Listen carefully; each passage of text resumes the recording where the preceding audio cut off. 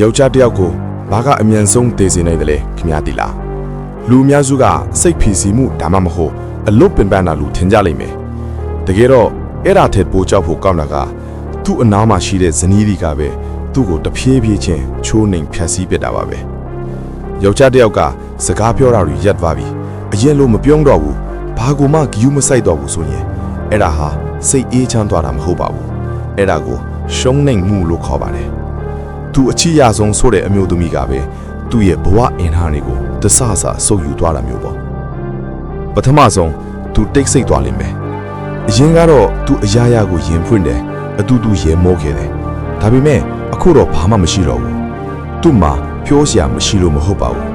သူစကားပြောတိုင်းအမြဲတမ်းအဝေးဖန်ခံရတာအနှင်ခံရတာတွေကြောင့်တိတ်ဆိတ်ခြင်းကိုပဲသူ့ရဲ့ဘေးကင်းရာဆုံးအဖြစ်ရွေးချယ်လိုက်တာပါဒါဟာအေးချမ်းတာမဟုတ်ပဲစိတ်ပိုင်းဆိုင်ရာကုန်ခန်းသွားတာပဲဖြစ်ပါတယ်ဒုတိယချက်သူ့မျက်လုံးတွေဟာအသက်မဲ့လာမယ်အရာရာကိုလက်ရှော့လိုက်တဲ့ယောက်ျားတစ်ယောက်ရဲ့မျက်လုံးတွေကိုခင်ဗျားတို့မြင်ဘူးလားအိမ်မှာစိတ်ချမ်းသာရတဲ့ယောက်ျားဟာဘလောက်ပဲပင်ပန်းစားတဲ့တက်ကြွနေတယ်ဒါပေမဲ့အမြဲတမ်းအပြစ်တင်စူပူတာခံနေရတဲ့အခါသူ့ရဲ့စိတ်ဓာတ်တွေတည်ဆုံးသွားပါတယ်သူဟာအသက်ရှင်နေပေမဲ့လူသေးလူချစ်သွားတာပါနောက်ဆုံးသူ့ရဲ့ဒီခံနိုင်စွမ်းတွေကုန်ဆုံးသွားမယ်သူအော်ဟိပေါက်ကွဲလာရင်သူကလူဆိုးမှုလို့မဟုတ်ပါဘူးသူ့ရဲ့အတန်တွေကိုဘေးသူမှနားမထောင်ပေးခဲ့လို့လျှက်ရှူခံခဲ့ရတာကြာခဲ့လို့ပါသူပြောတဲ့ငါအဆင်ပြေပါတယ်ဆိုတဲ့စကားတိုင်းရဲ့နောက်ွယ်မှာသူ့ရဲ့စိတ်ဓာတ်တွေတဆဆတေဆုံးနေတာကိုဘယ်သူမှသတိမထားမိခဲ့ကြပါဘူး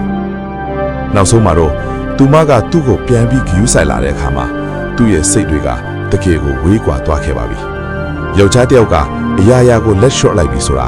သူမကိုမချစ်တော့လို့မဟုတ်ပါဘူးသူမကိုဆက်ချစ်နေရတာဟာသူ့အတွက်ပြစ်ဒဏ်တစ်ခုလိုခံစားလာလို့ပဲဖြစ်ပါလေ